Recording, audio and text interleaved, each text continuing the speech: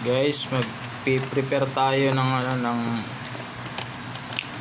lagayan ng mga crickets, superworms.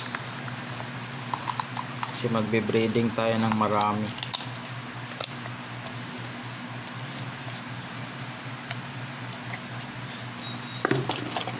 So, bibili ako ng ganito. May mga binibentang ganito sa palengke, 20 pesos 10 piraso na ganito, or baka sa lugar niyo mas mura, pero dito sa amin 20 pesos 10 piraso. So ito yung nilalagyan ko ng superworms. Pag yung malaki na yung superworms, magiging ilalagay ko sila dito para dito sila magta-transform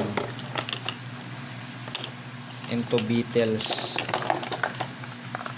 Kasi kung yung superworm kasi papabayaan mo lang na magkasama sila lahat sa isang enclosure, hindi talaga sila magta-transform into beetles.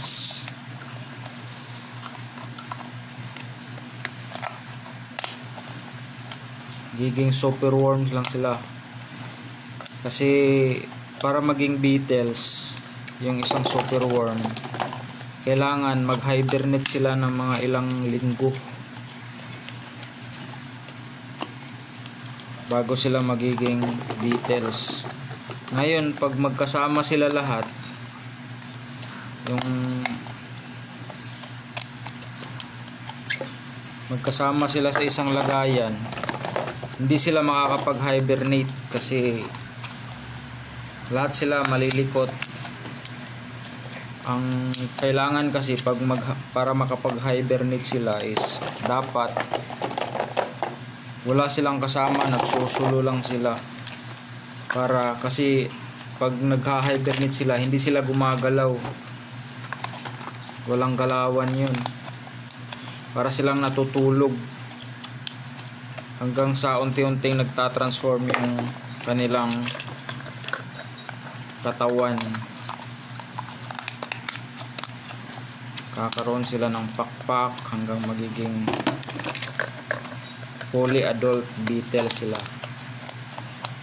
Pag meron na tayong fully adult beetles, yun yung i-breeding natin para magkakaroon sila ng anak na superworm, yung tinatawag na superworms.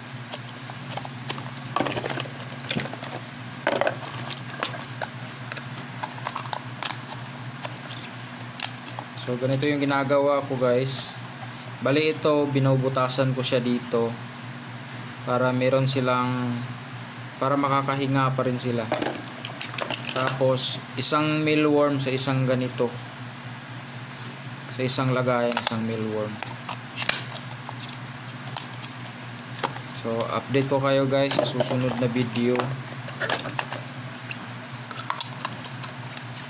Gagawa tayo ng full video paano mag-breed ng superworms. So sa ngayon, ito lang muna. Kung gusto nyong malaman yung pagbe-breed nito, subscribe nyo lang ako, i-like nyo yung video ko, i-share nyo sa mga gusto, sa mga kakilala nyo na gusto ring matuto. Hindi pa naman ako expert dito, pero ibabahagi ko sa inyo yung experience ko sa pag-breed ng superworms. So yun lang, guys. Maraming salamat. Salamat sa panunood sa aking video. At samahan nyo ako para magkaroon pa tayo ng iba pang kaalaman tungkol sa pag-aalaga ng ating mga hayop, especially reptiles, kasi yung content ko about talaga sa mga reptiles, kasi yun yung hilig ko, mga reptiles. So yun lang, guys. Salamat. Have a nice day.